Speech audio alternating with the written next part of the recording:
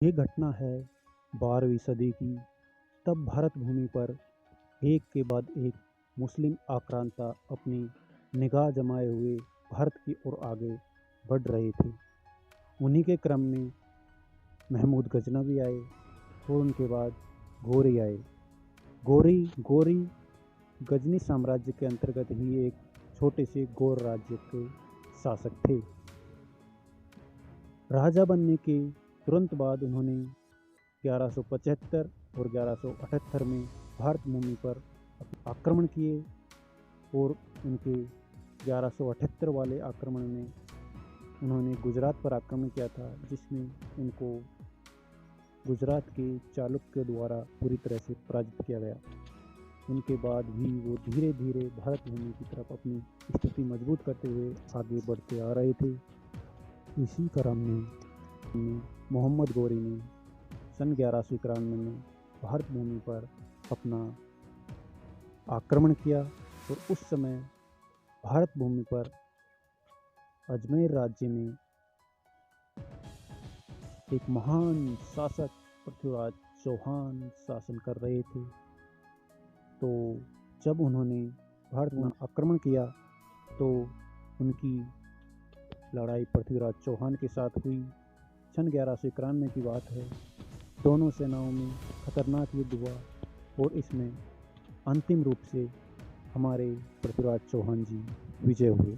इस हार के बाद गोरी अपने साम्राज्य वापस चला गया और इस हार का बदला लेने के लिए तैयारी करने लगा। और पृथ्वीराज चौहान जी अपनी जीत की खुशी में युद्ध की तैयारी नहीं करे और पृथ्वीराज चौहान जी ने जीत की खुशी में किसी भी तरह की युद्ध की तैयारियां नहीं की।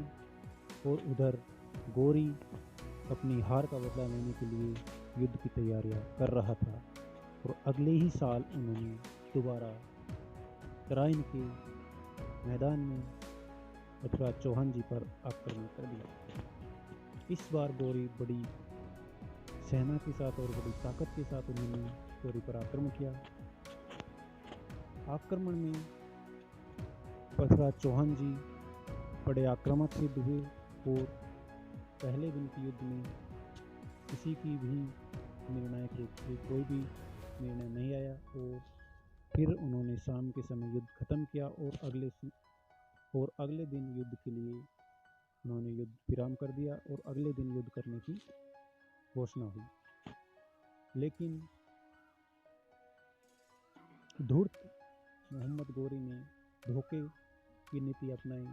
उनको पता लग गया था कि मैं चौहान को पैसे तो नहीं हरा पाऊंगा, तो उन्होंने धोखे का सहारा लिया और सुबह सुबह जब चौहान पृथ्वीराज की सेनाएं पृथ्वीराज चौहान की सेनाएं अपने नित्य क्रम में विजयी थी, उसी समय धोखे से गोरी ने पृथ्वीराज की सेना पर आक्रमण कर दिया और उन्हें हरा दिया और पृथ्वीराज चौहान को बंदी बना लिया। इस तरह दूसरा तराइन का युद्ध मोहम्मद गोरी विजय रहा। इस तरह हमारे देश पर मुस्लिम आक्रांता विजय हो गए और उनकी शासन सत्ता दिल्ली पर स्थापित हुई। और इसके बाद में मुस्लिम राजा एक के बाद एक आए और उन्होंने भारत भूमि पर अपना शासन चलाया और स्थापना हुई गुलाम वंश की।